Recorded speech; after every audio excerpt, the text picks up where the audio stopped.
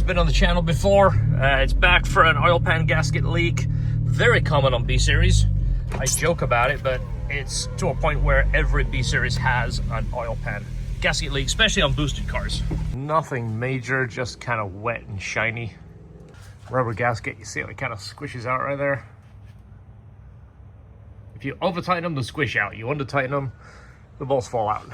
Either way, they pretty much certainly leak. This is the gasket. So the one that's on it is a Honda OEM gasket. This is by My Honda Habit. This is a guy that we've used these gaskets over the years, and one of the best gaskets we've used. It's almost like a thick composite, but it doesn't squish and it doesn't change the shape around the oil pan. The oil pans on these are steel and they don't have a very thick flange. It's not really a good idea anyway, hence why they changed to the cast aluminum pans and you use Honda Bond and it's done.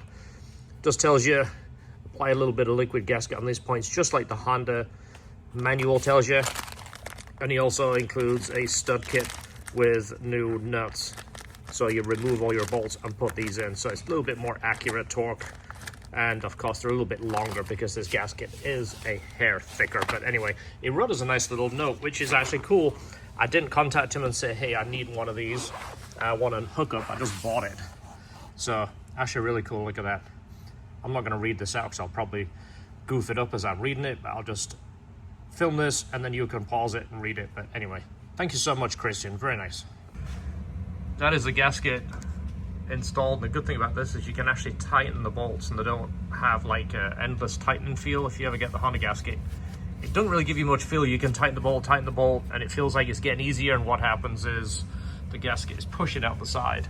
This is almost like a solid piece, so you can actually tighten it and it goes to a stop. So all the studs are in there, the one that they supply. Every one of them is Loctited, and like, not crazy Loctite, just a small amount so it doesn't back off. So if you take the nut off, you can actually get the pan off and the studs will stay in place. Yeah, because a lot of these holes, they go all the way through. Yeah. So you could continuously run that thing up until you don't have a stud anymore. Yeah. That's actually a good way of doing it, a little bit of Loctite. So there it is. New pan gasket from probably the best source that you can get it from right now, because I think from now on we're just going to charge customers additional for the better gasket and sell his gasket and not mess around with the Honda one, because the Honda one is getting so expensive too. So the only place I know this gasket is available is on eBay. He has his own eBay store right here. My Honda Habit oil pan gasket. So at first it looks kind of expensive, 105 bucks. Well, let me tell you, the factory Honda one is $86 now. This even includes the whole stud kit, and this is an absolute game changer. This is something I would 100% recommend. Like I mentioned, it's not a paid endorsement. I didn't try and pursue it. I don't do enough B-Series these days to start carrying these, but just wanted to bring this to your attention. It's on eBay. Go ahead and get this. This is going to solve your B-Series problems. And let me tell you, after 30 years of working on B motors, all oil pans leak on these things. It's just a thing that they do. Ready for a coffee break, George? Yeah. You have one? Yes. Nice. This is a different one. And you didn't even have to leave the shop. I didn't. It's beautiful. Thank you to the customer that sent this. It didn't give us a little ticket inside the box to say, but this is the different one from the last one is the vanilla. This one is delicious too, by the way. I just dropped off Jeff back at his house. He dropped the EP3 off this morning. We have to do a starter on his car, but look at this traffic. This traffic just sucks. This is what you're gonna get if you move to Florida. Everybody has moved to Florida and everybody is just jamming up the roads. We built this car in 2019 for Jeff. K24A2, so this was part of like a deal we put together. I helped George buy his Mugen Civic, and to make that happen, I helped him sell this. And part of selling this was, hey Jeff, do you want to buy this if we put a K24 in it? And then Jeff was all about it. So there's the K24. I'll put a link to the video. This is a fantastic car. If you ever get a chance to drive one of these with the K24, it really is a fun car, super useful. And these seats might be one of the best seats other than the new Civic Type R. Just a normal seat, but feels fantastic. Anyway, his starter is hanging up. Sometimes it starts, sometimes it doesn't. So he has bought a starter. Told you about that earlier. So we're gonna put his starter in and then call him, and then hopefully he's gonna get a ride back to pick it up. But the starter is under there. You're gonna have to trust us, it's in there somewhere. Yeah, you just gotta assume there is a starter because it's not back there. That's where the turbo goes, or header. But yeah, but it's definitely not the original, is it? No. Napa Power Premium. So I would say that it hasn't done bad because it's the original starter, but it's not. So who knows how long this one lasted. It looks like it's been there quite a while. Does anybody use Napa anymore? I don't know, I think just old guys.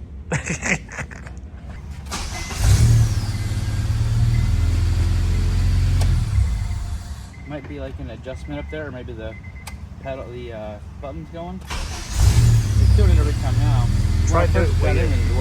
Try to do it. You don't press the clutch really hard. You know, like just press it. I always go to the floor. Yeah. And then the first time I started it, when I put the key down, it didn't start, and I had to let up on it a little bit, and it started. Oh.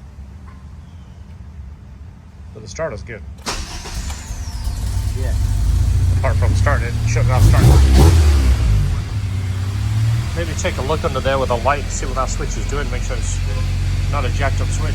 So it turned out the switch was faulty. Also depends on how much pressure you put on it. You wobble your foot around and you could get the switch to connect. So we replaced that switch, and then of course the pedal buttons, which are known to fail, and then this pedal pad right here. That noise that you hear when it goes down to the floor, that metal on metal sound. I always go to the floor. Yeah. And then the first time I started it, when I put the key down, is because that pedal pad is broken. Do it again. but it doesn't have much time left on it. I can just. Yeah, you know what? Jeff's gone through that twice now. His S2000 failed on it, but his Integra did the other day. Yeah, so I checked to feel for it, and my thumbnail went right in it, so it actually popped out, which is surprising. Yeah. But there's a new one in there now. These are almost like wax, aren't they? Yeah, it's a strange material. Yeah, the new ones are a much harder plastic. I think they're going to last much longer, but these seem to last about 10 years and then they fail. We have the phone mount for the S2000 and I've been really happy with it. We've sold a bunch of those. I've had it in my car for 6 months now. I've even tested it on the tail of the Dragon to make sure the phone doesn't fall out or bounce around too much. The next thing, I wanted a charging cable kit. So we've been testing cables, testing chargers, flush mount charger, USB-A and USB-C. This is flush mount. It's an all metal piece. It's not cheesy plastic. It is absolutely fantastic. Even the little pull ring on the end is metal. If you have an S2000, you know anything that plugs in there when you open the glove box, it tends to contact this and in most cases breaks the socket because of the weight on that. This doesn't. It has lots and lots of clearance. That also comes down to the 90-degree cable on the end. This positions that away from the door, so you can open the door. You know what's even better? It lights up on the end too. So one of those mornings I got up early to go to the Dragon. I turned the key on. This lit up. I could easily find it. It's reinforced. And the cable, one of the best cables I have found. I pulled the end off and then stripped the wires to see what it looked like. Let me tell you, this has the thickest wires of all the cables I looked at. And of course, the cable, it's shielded. It's got the inner insulation and then the fabric on the outside. So it's not just a good quality cable with 90-degree ends and a light up on the end. It's the perfect length. That was the other thing. I wanted it to fit the S2000 right. I don't want it dripping on the floor or getting wrapped up in the shifter. This, if you put the phone in the vertical position, you put the plug in this way, it comes out nice, it clears the shifter, goes down the passenger side, you can kind of tuck it up into the console, goes into the charger. If you run your phone in the horizontal position, you flip it this way around, same thing. Comes down away from the phone. It's the perfect length, and this is what goes into it when you're trying to find something you want for yourself and something you can sell to your customers. So this is USB-C. That means it fits iPhone 15, 16, and 17. And almost all Androids. I'm glad that they finally switched to this. This is just a much for Lightning 2, which is the older iPhones. We had to trim the end because it has a pretty bulky piece right here. So on the iPhones, the early ones, this plug is trimmed, and on some phones you have to remove the case. On this one, on the USB-C, every case I've found, it fits, and it fits in the holder. Everything is fantastic. Best charging kit for your S2000. Check them out. They're in the LHT store. Great stocking stuffer. This is perfect for your S2000 guy. This check this out. You guys have probably seen this online, and it is impossible to get. Look at that.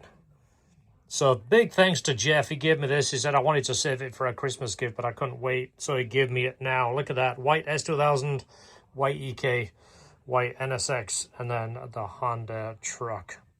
That is so cool. This has been the hardest thing to get. I've been looking for this forever. And I told Jeff last time I hung out with him, I said, yeah, have you seen that Honda with the truck and the 3 cars? I cannot get that thing anywhere. And he said, yeah, I want to look into it too. Well, he said he managed to pick up 2, so he gave me 1. Thank you so much. That is awesome. Wow, check it out. Look around on eBay. People are getting, of course, more money than they should cost.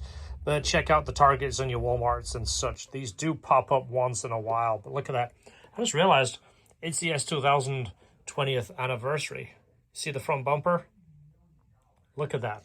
Classic championship white, white on white, Civic Type R, S2000 and the NSXR. That is fantastic. Bonus right here. He said, don't throw the bag away. Look at that.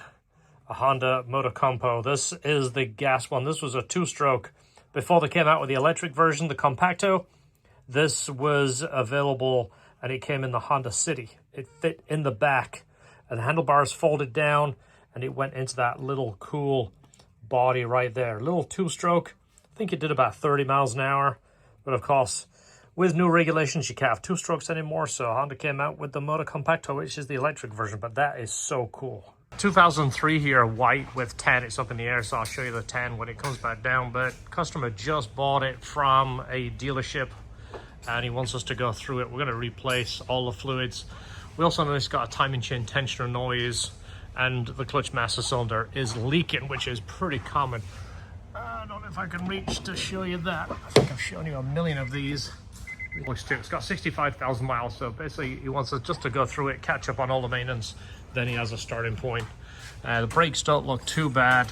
You can see where it hasn't been used that much. There's a couple of areas here still rust. Just a lightly used car. Seems like a nice car. We can talk about the front and back brakes. You can gauge by the wasp nest that it's not used that much. Wasp nest there too? Oh yeah, there was one of those in the engine bay too. Yeah. Luckily everybody left. I don't know, there's a dude in there, look. They didn't make it. I don't know if that's, anyway. Yeah. So the S2000 has one belt that drives everything, so it's always a good idea to change it. That way you don't have a potential loss of anything, because it drives the water pump too, so it's even more important. And it's fairly inexpensive. We sell it in the store, and I've done plenty of how-to videos to show how to do it. Here's a nice little DIY job for you. There you go. That was one that just came out of this car. You see it leaking? This one that we did last week, that one was even worse, but really common issue. You gotta flush these on a regular basis. Everything is done except we're gonna put new spark plugs, and we're gonna let it know is right rear shock is leaking. But everything on this list is one of those must-dos when you buy an S2000. So many times this doesn't get done, and as we've just shown, it didn't get done by the dealer either. Of course, taking the spark plug cover off to get to the spark plugs, we'll go ahead and refinish this. Something we always do, and put our stainless bolts in there so you know that we were in there. You might be able to, you don't know if you can see the glossy bit there, but you gotta pull it out. Yeah, it's a little bit shiny. That one making the same noise too? Yeah. Yeah, you see it dripping.